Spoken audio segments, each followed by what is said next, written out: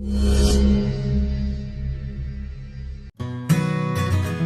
Sobat Market, ketemu lagi nih sama Ayu. Kali ini Ayu lagi ada di Kota Lumajang, tepatnya tempat pengrajin batok kelapa. Jadi buat teman-teman yang pengen tahu gimana sih prosesnya, yuk sekarang ikut Ayu.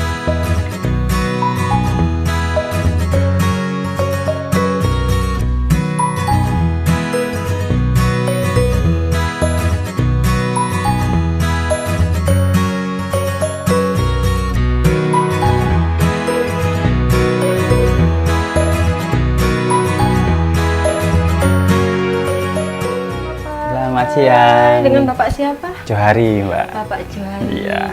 Selaku pemilik usaha Kerajinan batok kelapa. Boleh minta waktu sebentar ya Bapak ya? Boleh. Ini kita dari market kita. Permisi ya Bapak ya. Iya, saya monggo, pindah. Monggo. Nah, kita mau cerita Bapak informasi tentang terdiri sejak kapan sih untuk usaha panjaringan ini? Oke. Sebenarnya belum lama sih ya. Belum lama Pak. Bisa. Oh, nggih. Monggo Bapak ya, benar. Pak? Oh, Nggih. sebelah sini aja. Monggo. Minta waktunya sebentar ya Bapak Iya. ya. Sambil disambi enggak apa-apa.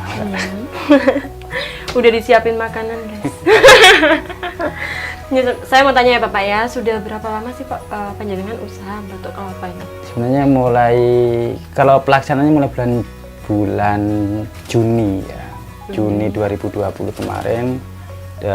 Ketika awal-awal masa pandemi itu ya kita semua sudah tahu ketika pandemi kan banyak ekonomi yang tidak wajar atau kondisi tidak normal gitu.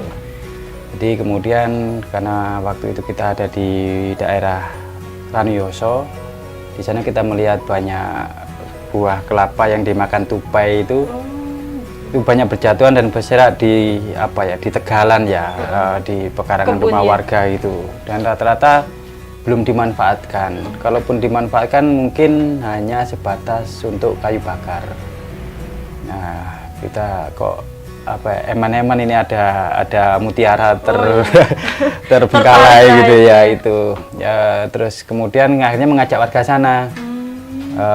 sana untuk kemudian bareng-bareng bikin kerajinan dari batok kelapa ini.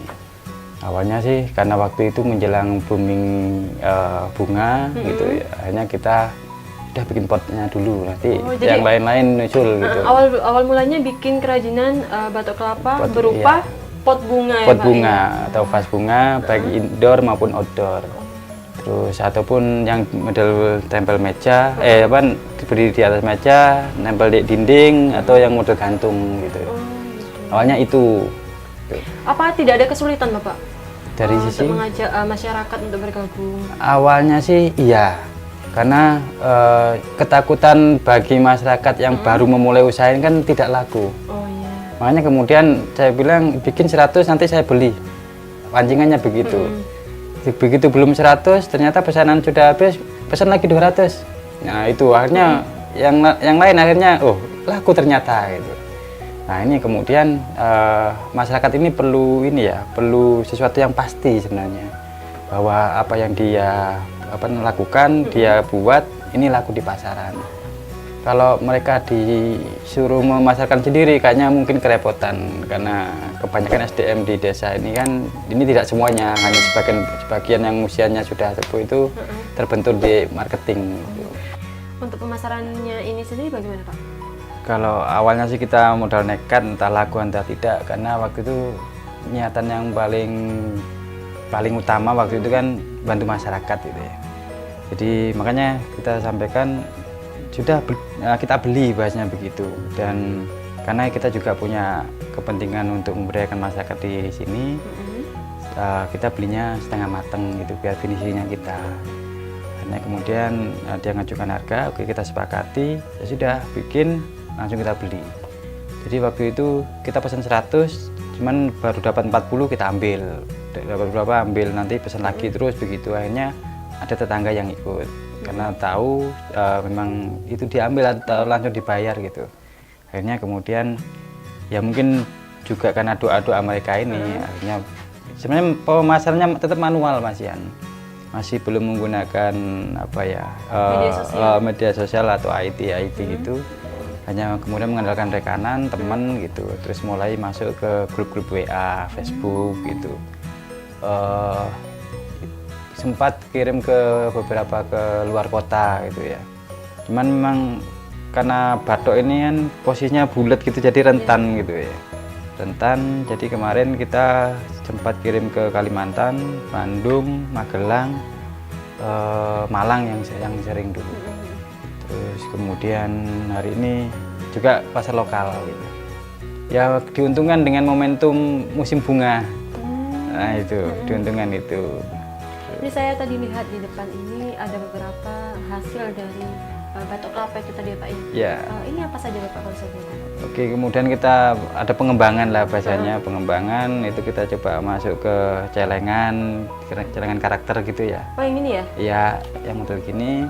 Ada yang model kayak buah-buahan, kebetulan kosong nih stoknya. Terus kemudian ada gajah, kura-kura. Cuman kalau saya tertarik itu kura-kura karena kalau nyeleng itu kan filosofinya alon-alon tapi gitu. Dan tidak pernah mundur gitu. Yang penting nggak dicongkeli gitu ya. Itu terus kemudian nah ini untuk pisau.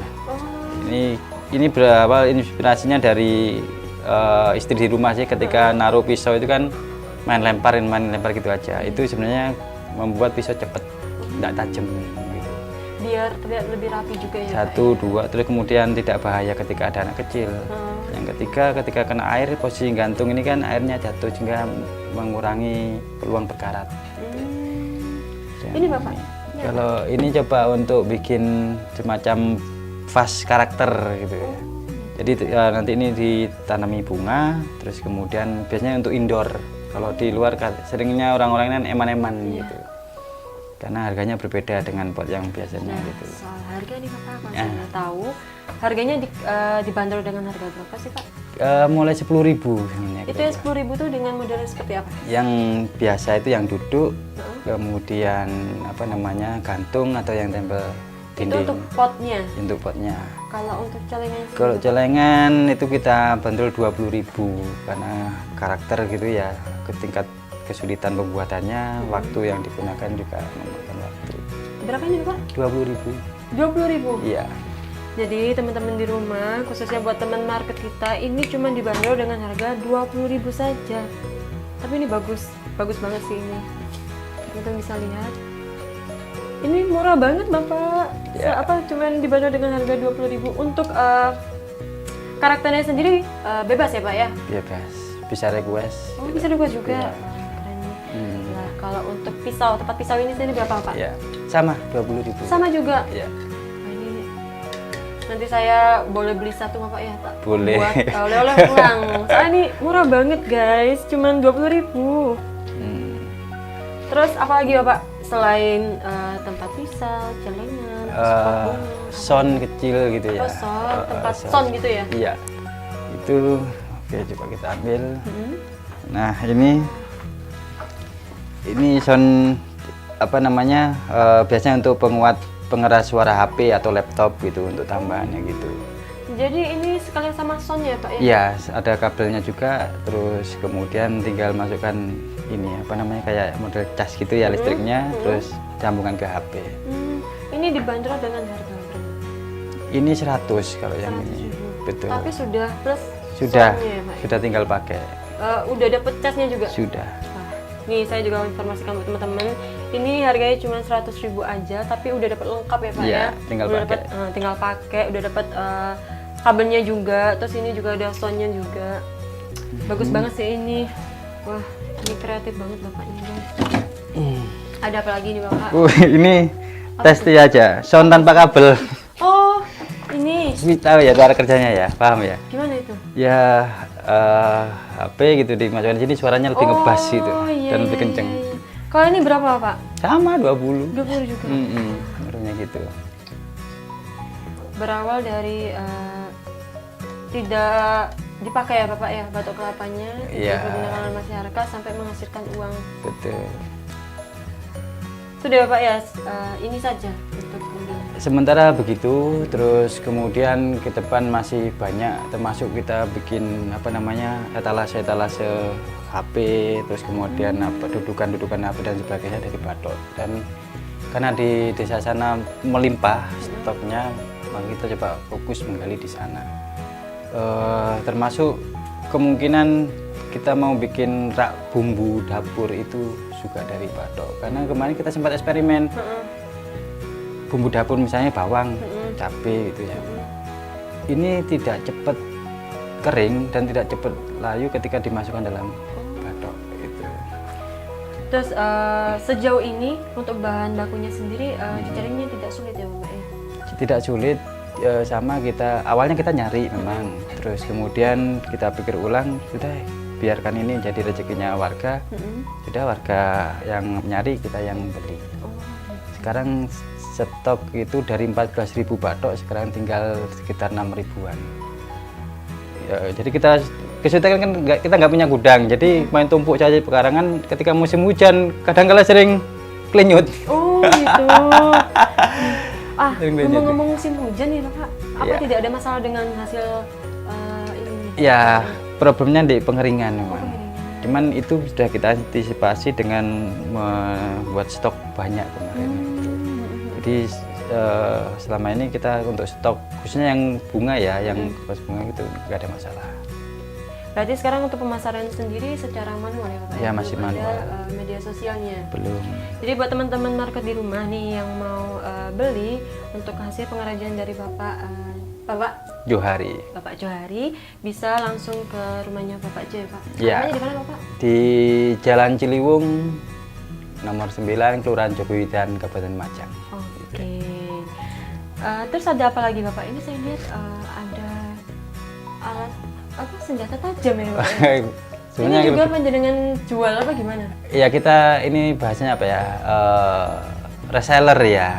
Jadi kita mengambil ke beberapa pengrajin untuk kemudian kita jual. Cuman kita ready stock gitu. Ya sama tadi yang kita sampaikan awalnya sih, bermula dari pandemi memang. Banyak orang kesulitan untuk mendapatkan penghasilan, terus kemudian ada seorang teman yang istilahnya minta pekerjaan ke kita karena kita nggak punya perusahaan atau kita bukan manajer. Ya kita hanya bisa menawarkan, kamu bisa bikin apa? Gitu. Dia bilang bisa bikin pisau. Gitu. Ya sudah, bikin 2 saja dulu, nanti tak beli.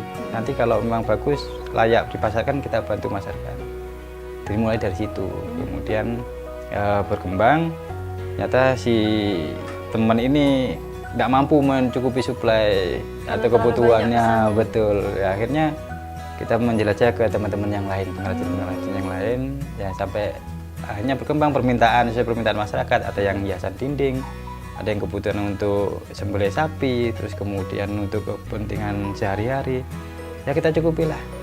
Karena di Lumajang sendiri masih belum ada semacam apa ya, gerai atau toko yang khusus pisau-pisau yang ini ya, belum ada. Jadi udah kita ambil peluang itu aja. Jadi ini bukan hanya saja satu pengrajin aja ya Pak ya? Bukan, tidak hanya itu pengrajin. Ini dari kota mana saja Pak? Jember ada, Bondowoso, Lumajang sendiri, terus Probolinggo, yang terjauh dari Cibatu, Jawa Barat. Kita tunjukkan bahan di awal prosesnya Mbak ya. Oke, nah ini yang waktu belum finishing bentuknya gini ya. Oke, memang agak sedikit apa ya, nuansa alaminya gitu ya. Jadi batoknya. Ini buat teman-teman, ini proses awalnya ya Pak ya? Betul. Ini saya juga mau tahu nih Pak, di dalam ini kan pastinya ada kelapanya ya Pak? Iya. Untuk cara menghilangkannya gimana Pak? Biar tekstur kelapanya tetap utuh? Ya kita manual, kita pakai pengerok gitu. Oh manual? Iya manual. Kalau untuk pengeringannya sendiri menggunakan Ya, sinar matahari, kita mengandalkan sinar matahari. Terus kemudian ini model kakinya. Oh itu bawahnya ya? Iya, untuk kaki-kakinya memang kita sengaja untuk lepas karena kadang-kala konsumen itu ada yang seneng gini posisinya. Oh gitu. Iya, apalagi kalau anggrek gitu ya. Anggrek ini kan kadang-kala minta lubangnya diperbanyak karena akar anggrek itu butuh pernafasan gitu misalnya. Dan itu kita pasti siapkan juga. Ini terus kemudian ini yang model tempel dinding sebenarnya. Oh ini. Nah, ini yang tempel dinding. Ini berbeda di bagian sini saja. Iya, karena ini posisinya nempel di dindingnya tuh ya. Ini tempat lubangnya, terus kemudian ini pengeluarannya pakai gini. Itu terus kemudian yang sistem gantung ya kayak gini. Aduh sorry. ya kayak gini ya itu ya. Ini gantung kita menggunakan tali goni agar apa ya nilai tradisionalnya itu masih ngena gitu. Kita pakai tali goni. Terus ada apa lagi? Ini Bapak? Ya sama. Oh sama. Oke, cuman ya ini yang model jumbo sebenarnya. Nah ini biasanya digunakan untuk aglo apa gitu yang model-model jumbo permintaan ya kita ikuti aja permintaannya orang-orang. Untuk ukuran sendiri kan ini berbeda Bapak. Ya. Untuk dibanderol dengan harga berapa apa tetap sama? Kalau dari kita sih sebenarnya tetap sama karena pekerjaannya sama, hanya memang kadangkala barangnya tidak sebanyak yang lain yang lebih kecil gitu. Jadi ya kalau ada yaudah kita kasihkan. Tapi kalau misalnya kadang-kadang kan ada memang yang beli itu reseller. Ya ini dibuat penghasilan yang lain lah untuk resellernya. Berarti Bapak ini juga punya reseller ya? Kalau yang ambil banyak saya yakin dia akan dijual kembali gitu. Gitu. Jadi ya itu kembali ke urusan masing-masing. Gitu. Oke. Untuk prosesnya ini Bapak bisa ditunjukkan bagaimana awal mulanya? Oke. Sebenarnya ini kan awalnya dari batok yang bulat, kemudian dimakan tupai. Oh, gitu. Dimakan tupai. Ini bukan batok kelapa yang utuh atau yang di pasaran dibuang itu bukan? Oh, bukan. Makanya kemudian ini bisa posisinya 75% bulatan ya. Karena memang kita hanya membuang yang paling ujung gitu. Yang bekas dimakan tupai betul. tadi. Kalau bekas itu biasanya tengah persis gini. Oh, gitu. Ya, sehingga lengkungnya ini nggak menekuk ke dalam gitu ya. Itu perbedaannya. Kemudian yang kedua, ketika misalnya lubangnya tidak di posisi yang kita inginkan, ya akhirnya modelnya kita tambal. Oh gitu. Kita tambal. Aduh, ini kebetulan kok pas tidak ada semua. Ini mulu semua, tidak ada tambalan. Mungkin kita carikan yang lain. Contoh misalnya, nah ini dia. Jadi buat teman-teman yang mau cari tempat pisah, celengan, pot bunga yang sekarang lagi penting banget itu pot bunga. Jadi bisa langsung ke Bapak. Terus ini gimana Pak? Nah ini kalau dilihat di dalam ada bekas tempelan gitu ya. Nah bisa itu. saya lihat. Oke. Nah jadi teman-teman itu nggak semuanya mulus ya Pak ya. Iya. Ada yang habis dimakan tupai seperti ini, tapi Bapak itu sangat kreatif. Kenapa saya bilang sangat kreatif? Itu karena di sini tambah lagi ya Pak ya dengan batok kelapa. Ini menggunakan lem apa Pak? Itu didobel pakai lem kayu dan juga lem jigi agar tahan air dan sebagainya. Dan keunikan batok ini tidak dimakan rayap. Oh iya. Itu paling yang dimakan cuma sepetnya. Kalau rayap tidak mampu makan batoknya. Gitu. Oh ya tadi kan saya mau masuk Bapak. Saya lihat ada bapak-bapak itu sedang apa Pak? Finishing ngecat. Oke, enggak. Jadi kayak teman-teman yang pengen tahu gimana finishing batok kelapanya sekarang juga. Ini proses apa Pak? Ini pengecatan. Ini tadi sudah dicat 1 kali, kemudian ini pengulangan untuk yang kedua kali. Itu prosesnya setelah dihalusin ya, sudah dihalusin. Nah ini saya juga mau tanya Bapak, sehari bisa berapa batok kelapa yang panjenengan bisa hasilkan? Kalau dari awal sampai finishing akhir itu perharinya bisa 60 batok batok. Kalau cuacanya mendukung. Kalau cuaca mendukung. Kalau musim hujan atau pas yang hari gerimis, ya kita harus istirahat gitu ya. Karena belum punya open atau apa itu. Terus untuk batoknya sendiri Bapak, ini kan kata panjenengan tadi dari masyarakatnya. Iya. Itu panjenengan yang ngambil ke lokasi apa sudah diantar ke sini apa gimana Pak? Jadi kita ngambil ke lokasi sudah setengah jadi ini. Setengah jadinya Setengah sudah jadi. tidak ada kelapanya ya? Iya, sudah bersih dalamnya, kemudian tinggal ngalusin di bagian luar sudah berbentuk, kita tinggal finishing dan pemasaran. Sebenarnya awalnya kita tinggal jual saja, cuman ya karena tadi sudah bagi-bagi, sini juga butuh ada SDM yang butuh dikaryakan juga. Nah, sudah akhirnya kita mengkaryakan teman ini untuk mengolah batok. Untuk pemesanan sendiri Bapak sampai sekarang masih ada pemesanan ya Bapak ya? Insya Allah masih ada. Jadi setiap harinya pasti ada produksi batok ini Iya, Pak ya? tiap hari kita masih produksi. Dan semoga terus ini ya. Semoga sukses ya Pak ya untuk Iya. kedepannya. Ini saya lihat juga dari harganya sendiri itu murah banget. Ya Pak ya, kualitasnya nggak kalah sama produk luar. Betul. Memang produk lokalnya semua bagus-bagus saya lihat Pak, nggak ada yang mengecewakan. Betul. Nah, ini yang saya tadi mungkin rencana mau planningnya untuk tempat bumbu itu, bawang apa gitu ya. Jadi nanti kita buatkan tutup. Sebenarnya kemarin ada temen untuk tempat tembakau, kelintingan itu ya, itu. Terus kemudian belum terpikiran untuk bikin lagi. Yang kedua, tempat untuk menyimpan udang hidup ketika mau mancing gitu. Nah, kan itu kan dulu pakai begini. Ternyata, nah ini mungkin tips untuk teman-teman juga yang hobi mancing di laut itu ya, atau di pinggir pantai, yang umpannya udang hidup. Ini tinggal ngasih pasir, terus kasih air, udangnya dimasukkan hidup ya. Cuman dikasih pasir. Udang sama air aja, Iya. Pak. Wah. Dan itu juga saya baru tahu dari temen yang pesen kemarin. Oh, gitu. Akhirnya kita coba, iya ternyata. Itu, nah udah gini. Nah, ini tali untuk apa, Bapak? Ini untuk pot gantungnya itu ya, tali untuk gantungnya. Pot bunga gantung tadi. Iya betul. Nah, kalau untuk ini sendiri, panjenengan bikin sendiri apa ada yang- Warga juga. Jadi kita nyiapkan bahan bakunya, mereka yang apa ya, nganyam lah bahasanya ya, atau apa dengan nama ini ya. Jadi nanti konsumen tinggal memasukkan, contohnya misalnya ini ya. Iya. Nah ini. Jadi ini kan sudah jadi, tinggal masukkan ke dalam plat samping lubang, simple. Oke, jadi tada, langsung jadi ini. Bagus ya, Pak ya. Ya.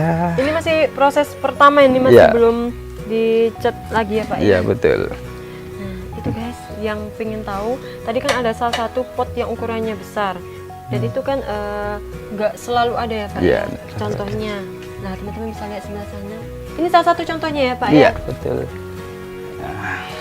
Nah, jadi itu salah satu contoh pot yang berukuran besar tadi yang tidak selalu ada ya, Pak ya. Betul. Nah, buat sobat market di rumah, jangan lupa nih bangga dan beli produk lokal, karena produk lokal nggak kalah sama produk luar ya, Pak Betul, ya. betul.